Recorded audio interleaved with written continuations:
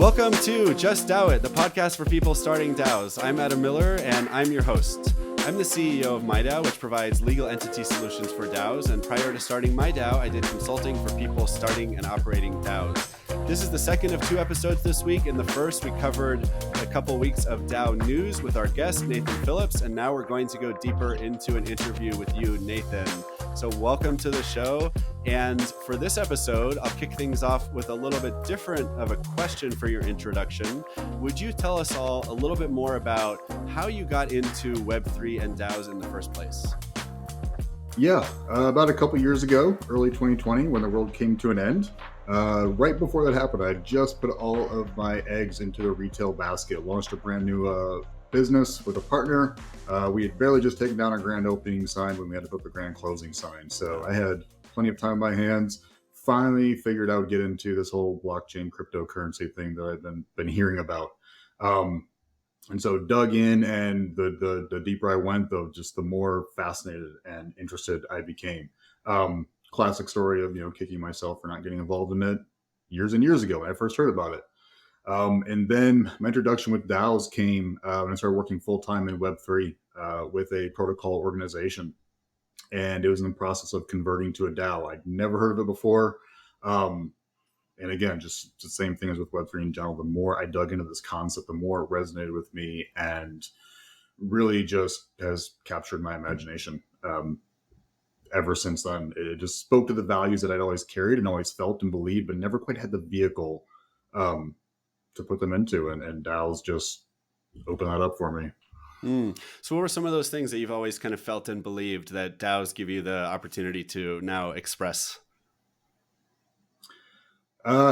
Individual autonomy, I think, is a really important one. The ability to form groups and organizations of people on your own terms, but between you and whoever's in that organization.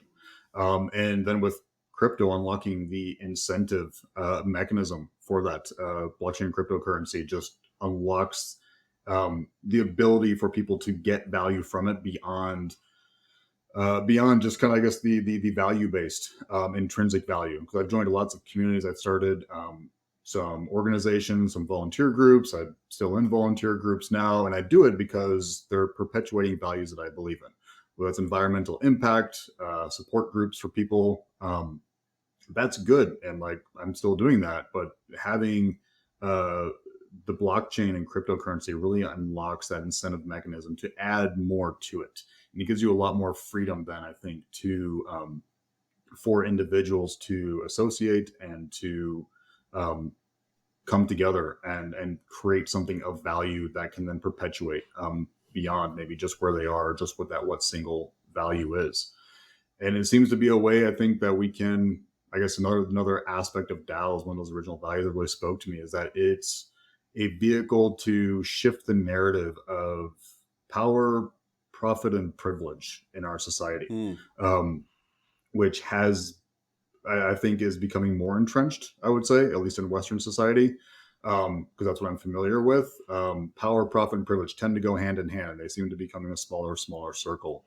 And DAOs, with that incentive mechanism, with the ability for anybody across the country, across the world, to work together towards common values, opens up it's completely outside of that narrative. You don't have to be in that game, so to speak, in order to be a part of a DAO or to find success within a DAO or to create the world that you want to create. You don't have to, as the saying goes, you don't have to do good, earn a lot of money to do well later on. You can do good and do well at the same time from the beginning. And so that's what, I just saw an opportunity that I can work towards the things I believe in with people who believe similarly, and I don't have to partake in the game that is happening around me. That's really cool. I want to challenge that and see what your reaction is. What is it about DAOs that remove the profit requirement, or at least the fact that you need money to get started and you need money for your DAO to operate? Doesn't that bring in the same group of people that's always had money and always had power that you need them to start a successful DAO, or is there some way around that? Yeah, I would say the way around that is through DAOs enable people to earn value through their talent, through their abilities, through the resources that they have at hand. And so you don't have to bring in, I know not every DAO is structured this way, but you can come in as a talented, smart individual who can contribute towards the DAO's mission, and you can earn currency for that. You can earn things of value in exchange for providing your time, your energy, your resources. And so it's not necessarily a pay to play system. It can simply be as simple as spending your time on a computer or even on a phone, contributing towards this overall mission. And so the barrier to entry is much lower, I would say, in many regards than traditional organizations and institutions. Yeah, and I agree with you. And I actually think there's one very specific reason. One really good specific reason why that's the case is you think about equity in a traditional corporation. So like stock options, stuff like that. It's really, really expensive to give stock or stock options to someone, to the point that it is just impractical to say, okay, you're coming in to like write this one little algorithm for us or design this one thing or do this one project. We'd call it a bounty in the DAO space. So we'll give you like 150 stock options. It's just prohibitively expensive in terms of paperwork, legal fees, filings, all this stuff to actually do something like that. Let alone, let's say you wanted to give like one stock option to every customer, like everyone who comes into Starbucks and buys anything gets one stock option in Starbucks. It probably costs the company $100 for every single person who walks into Starbucks just to do the paperwork. But now with DAOs and with tokenization, it's practically free to give away something that, I know it's not the same as equity, although sometimes it can act like equity, even if it's really money, currency, tokens, governance rights, something else. And just like stock options, you might not know at the beginning if it's going to be valuable, but if you believe in the project, then you might be willing to work just in exchange for that DAO's own native token, their governance token or whatever it is. And it's very easy for the DAO to give those tokens to customers, to people doing bounties, to employees, contractors, investors, everyone involved. And so just the fact that you've taken the concept of giving something like equity and made it like 1,000 times cheaper to do, that may be part of what's making it possible for DAOs to work on projects without having to get, a VC or a law firm or some other TradFi, component involved from the beginning.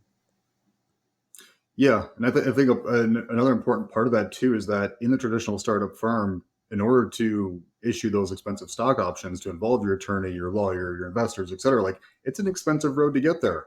And so that organization then has a very different set of stakeholders in it than a DAO has. Whereas a DAO, when it's set up, decentralized, peer-to-peer organization, they are each other's stakeholders, and so there's a very different dynamic in that sense as well. You're spot on about the lowering of cost to issue tokens versus like equity in a company, but then the place that it's coming from as well, I would say is very different and Yeah. An important aspect as well. Yeah.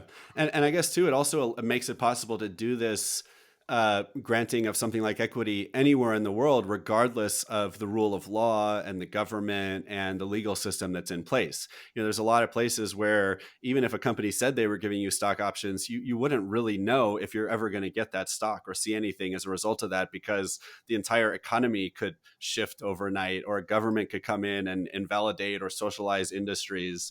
And you don't even know if you can trust the options in the first place. And now with the DAO, anyone in the world can get involved in any DAO project. And if that token is given to your wallet, you own that token, and that if one day those tokens are worth something, you'll be able to sell your stake. And I think that's really powerful too. It opens up, I guess, I forget who said it first, but the greatest resource in the world is human ingenuity. Our talents, our ability, that's the greatest asset resource in the world today. And so having this simpler, quicker model to reward that, to enable that for people to get into it, it's a much simpler path than trying to work for stock options or a salary. It really, we're just at such early days, so I don't want to get too ahead of myself, but I'm really excited by it. Yeah. Totally. Me too. So tell us a bit more about what projects you're working on right now in the space of Web3 and DAOs. Yeah, right now, have a new DAO that I'm forming called Celium. And what Celium, it's still taking shape, literally in the very early days. But the intent is to help other DAOs learn potential weaknesses um, across different facets of the organization and how to strengthen that.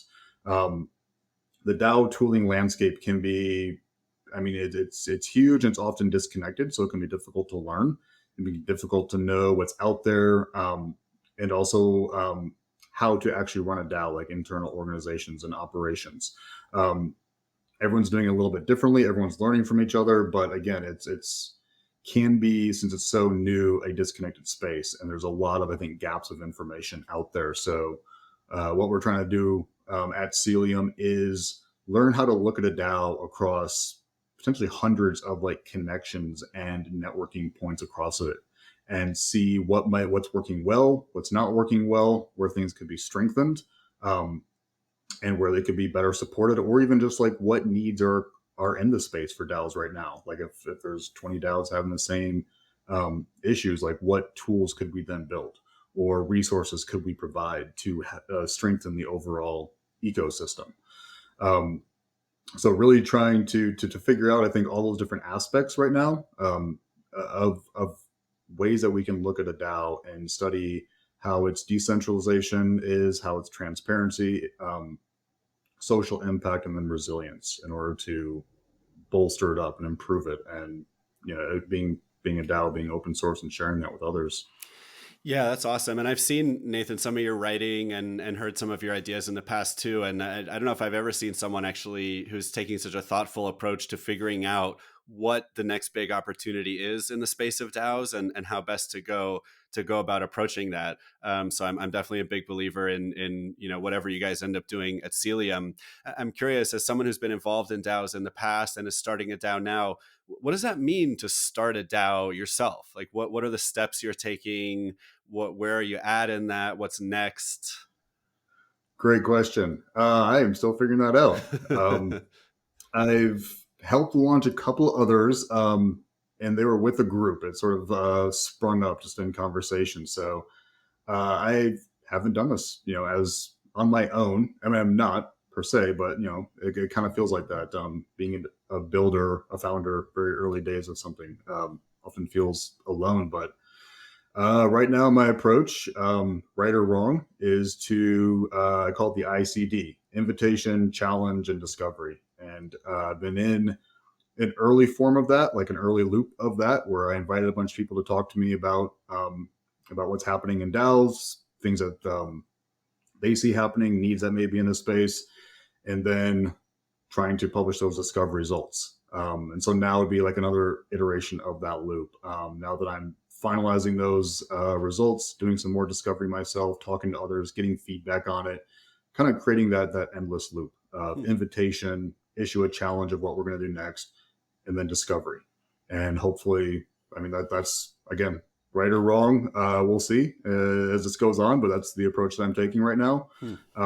Haven't spun up a Discord, so I don't know if I can technically call myself a DAO yet, but that should be coming in the next week or two, and then we'll start doing that online a little bit more and more, asynchronously. It's a really cool process. It's ICD, right? Invitation, challenge, discovery.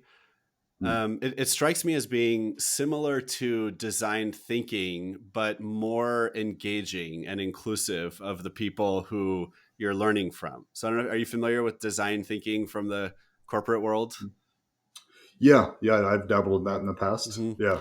Yeah, so it's like it's similar in the way that you're gathering data, but it seems like you're gathering data by inviting people to be part of something, not just saying, "Hey, I need to collect some data from you, and then I'm going to go figure out what to do with it." Does that seem like a good comparison? Yeah. And it started off more like on the design thinking route. Because I was like, had interviews with about a dozen people, asking them more or less the same questions to discover the same information. So it was kind of design thinking in the beginning.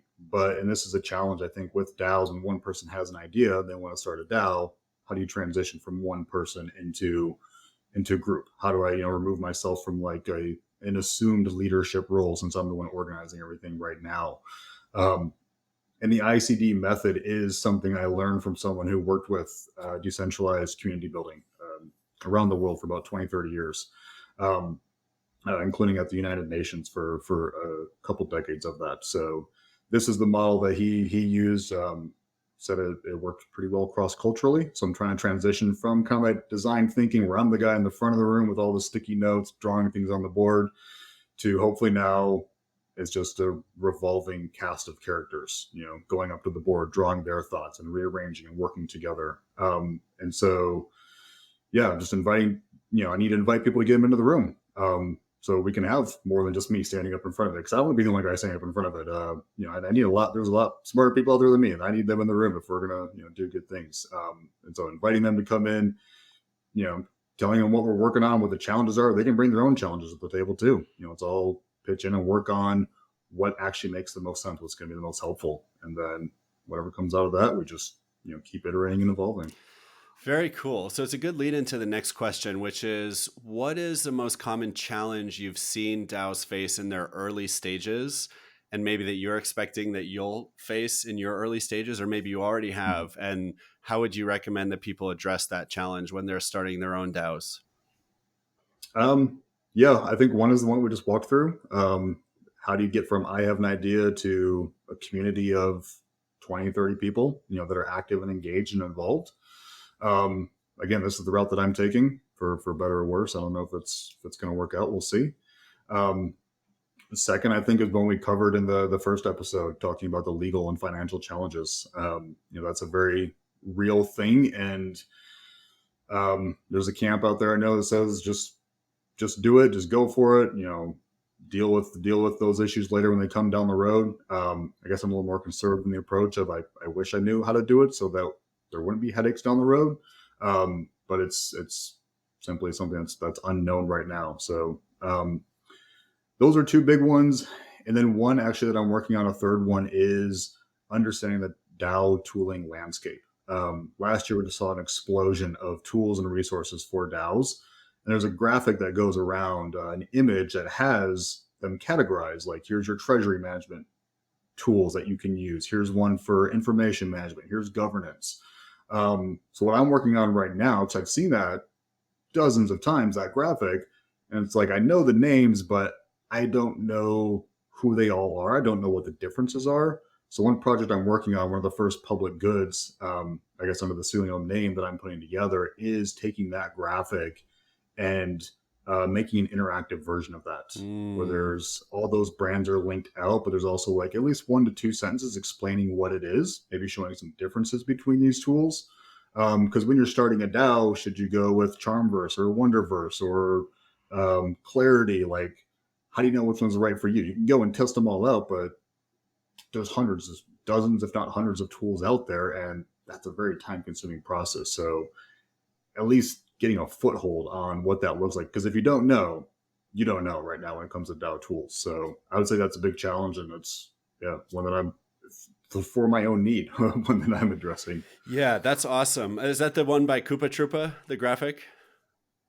Yep. Yeah, that's the one. I've seen it too, and it's a year old too. So I mean, I think what I'm equally excited about what you're describing is just updating it with all the new tools that have launched since then, and then even maybe new categories that have emerged.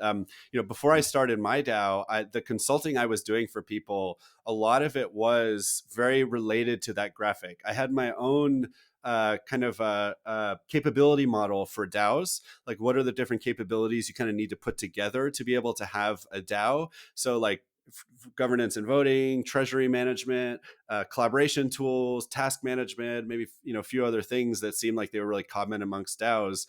And I picked my favorites from each of those categories by evaluating them, kind of like you're describing. And that way I could tell people, hey, for your needs, I would probably pick this one for this, part of the process, this one for that part of the process. And that seemed really valuable to people. So I love to hear that that's something you're working on too. And I've also seen at least several, if not even more people do something like that. For some reason, they've never really followed through to the point of maintaining it as a high quality resource over time. And that's a shame, because I absolutely think that's a valuable resource. But what it's going to take is for someone, and maybe it's you and Celium, to not just do it once and then say, okay, now we're going to go do something else, but to actually maintain that over time, because that's absolutely a needed resource, right? People that are starting DAOs, because it's such a technology heavy thing. It's not like starting a startup where you can just sit around in a garage and like build a physical thing together, right? You need all these technology tools to be a DAO. And so that it sounds like an invaluable resource. I'm really excited to hear that you're working on that. Yeah, and I think that type of resource needs a community to keep it up because the DAO space is so disconnected. There's not like a central repository, or I mean, there are a number of them out there, but they're all a little bit different. And so, knowing what tools are available, you just gotta like be on Twitter, I guess, and be following the right people most of the time to figure out or to know like Yeah. what the new tools and what the new resources are. So it takes a community to keep that updated and active and helpful for people. And I think there's a couple ways that that can evolve is keeping them. It sounds like you did this, maybe like certain tool sets for certain types of DAOs. You know, what a social DAO may need, what an investment DAO may need, so on and so forth. And then I think down the road, kind of getting to this point of best practices for setting up and establishing a DAO, because it's very murky right now, and everyone does it differently. So you don't want to infringe and like try to force people to set up a DAO a certain way, of course. But for someone who's coming in, for us to enable mass adoption of this technology, and I think for the DAO ideals around the world, like there's got to be starting points. And right now, starting a DAO is intimidating and scary. So hopefully this guide will be a launching point, and then find ways, I think, to just simplify that and make it more accessible for people to start a DAO, no matter their level of Web3 knowledge.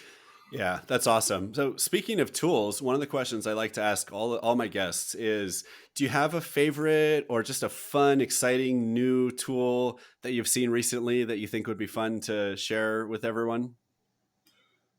Um, I've actually kind of avoided that until I go through that process of digging into the DAO tooling and building that out.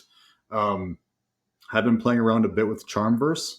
So I guess I'll put that one out there. I like how it's very similar to Notion. I love Notion.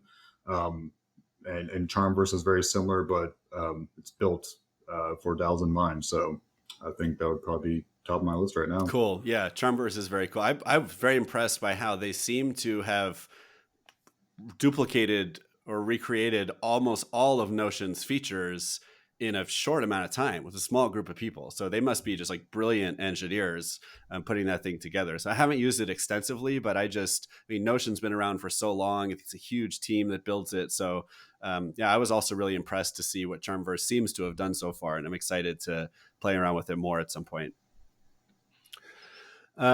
What about in the DAOs that you've seen, once they address some of these challenges that DAOs face early on, have you seen any common challenges that DAOs have faced in their later stages, or that you've heard people talk about DAOs facing in their later stages that you think people will all have to figure out how to address? Yeah, I think one that I see or have seen pretty commonly is a point that I mentioned earlier. I forget if it was earlier this week or earlier in this episode here, but having that clear pathway, almost like a constitution, if I can put it that way, for a DAO. The Constitution of the United States laid out at least the basic framework of government, and it's all been spawned out of that. Um, Rare is the DAO that I've seen that has some sort of constitution. And I realize it would be a living document. It would need to be a living document since DAOs are a constantly evolving concept, and every DAO is constantly evolving itself. There's a couple meta layers there to it. But having at least that framework so that people who are coming in, I think especially to this speaks to the point of mass adoption or getting it beyond the Web3 world. Having that constitution gives the rules of governance, gives a roadmap for members. So then they're looking at this DAO and they're considering joining. I think people want to know, like, what are the rules? And how can I get involved? What's it going to look like if I get involved? How much time is required of me before I can become a level 1 member? How much time do I need to put in before I can start earning tokens? And just making that really clear, because oftentimes with DAOs, you read the website, you like it, or you're on their Twitter, and then you go to the Discord, and there's a couple few, welcome screens on Discord. Then you're just dropped in, and oftentimes, again, you're in the deep end of the pool. So I think a common, I guess, challenge for DAOs would be to have that organizational foundation, that underpinning. um, so that it continuously growing to reach more and more outsiders, people who aren't familiar with it, or people aren't even familiar with Web3 to come into it, um, and know what they're getting into. Yeah, I love that point, and it reminds me of maybe a corollary, which is, I think a lot of people when they imagine a decentralized organization, they again, we talked about this earlier, and I think in the earlier episode too, they think about a lack of hierarchy, and for some reason they also then think about a lack of structure overall. Like it should just be like this purely fluid, everyone jump in, do whatever you want, we'll figure it out as we go. But I think actually the opposite is true. If you want to not have a lot of hierarchy, you actually need to have a lot of structure in certain ways. And I think a constitution or some kind of guiding core document that expresses certain like structure, processes, guidelines, mission, vision, values, ways of operating all this stuff. I think that's actually really important because you don't have someone on top saying, this is how we're going to do things so that everything we do actually adds up to more than the sum of the parts, right? Instead, you need something like a document or a structure or a process to make that happen. Yeah, decentralized should not mean disorganized. And Yeah. I'd argue the more organization, the more processes in a DAO, the more autonomous it actually is, the Good more it point. can just run. Got to have that foundation in place. And I think that's Mm. because of Web3's attracted people that are not big fans of traditional institutions. So our inherent dislike of those we kind of want to stay away from doing anything that looks like traditional institution. But I think that there is that hybrid model, and having that organization would actually go a long ways. Yep, totally. So, what about if someone approached you on the street today and said, "Hey, Nathan, I recognize you from the DAO world. I'm thinking about starting a DAO. What's the number one piece of advice that you have for me as I go about this journey?" Find 5 to 10 people that have a pretty significant interest and ability to commit as well. Um, going back to that invitation and that challenge, find people who at least sit down with you and determine what y'all can begin doing together. That's your starting point. Yep. Then that will dictate how the rest of it comes together. Cool. Any favorite DAOs or DAOs that you think are good for people to check out who may be new to the space? I've been spending a good bit of time lately researching Cabin, Hmm. Cabin DAO. Cabin.city is their website, and they are building co-living spaces across different neighborhoods. I think they have 2 right now, one in Austin, one out west somewhere, I forget where. But co-living spaces being organized as a DAO, and they are doing a lot of work to bring DAOs into the real world, so to speak, putting tangential aspects of it. And living in a house is very tangential. That's very real. So to join a DAO, to gain access to co-living, to help build up then this what will be a global network of co-living places. I really like how they're bringing the ideas of DAOs into the real world and not trumpeting too hard, I guess, about using Web3 technology. They're making it really accessible and really available. Like you can go live in one of these co-living places without joining the DAO, but I would think if you probably go live there and hang out with a bunch of Web3 people, you're probably going to end up joining the DAO. So they're Yeah. making it really accessible Hmm. on a lot of different fronts, and I'm a big fan of that in general. That's cool. And it seems like a really good fit for Web3 because I meet so many people that are digital nomads that either don't even have like a home base apartment or house, or they just don't spend a lot of time there. They really try to travel all over the world. And especially it's like the big conferences and gatherings and hackathons. And it seems like in crypto, partially because we're spread out all over the world, even within our own teams, our own DAOs, if we're ever going to see each other, it's going to be by traveling and going to these events. And so, I mean, I could just imagine some of these people that I know would love to just bounce from, cabin to cabin around the world rather than having their own place to live all the time. Oh yeah. I mean, sign me up for it. I'm there. Awesome. I would love that. It's tough for me because I have a dog and I love my dog so much. And Maybe I could figure out how to be a digital nomad with a dog, and I just haven't put enough thought into it. But right now, even though I do travel about once a month, I try to minimize it because I like to be home with my dog. I know it's been done. I Yeah. think the size of the vehicle that you're in traveling in is probably pretty important. The more bodies you have in it. Good point. Good point. All right. Awesome. Well, Nathan, this has been amazing. Thank you so much for sharing your experience and insights and advice with our audience of people starting DAOs.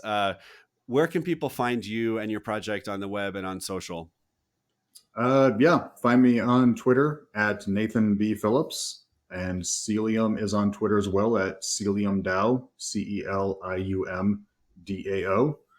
And yeah, I'll leave it at that. That's the best place to find me. Are you looking for people who are interested to reach out and say, hey, I might want to join your DAO? Or Oh yeah, absolutely. The more the merrier.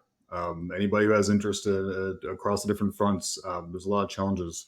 I have some really big ideas, and all hands on deck. Yeah. Awesome. And you can find me on Twitter at 0xthriller. My DAO is at MyDAODS. That's MIDAODS, or mydao.org. Again, Nathan, thank you so much for being on the show. It's been a real pleasure having you. Well, thank you, Adam.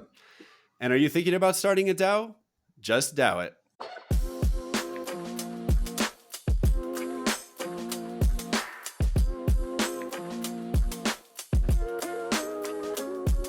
Just DAO It is for educational and entertainment purposes only.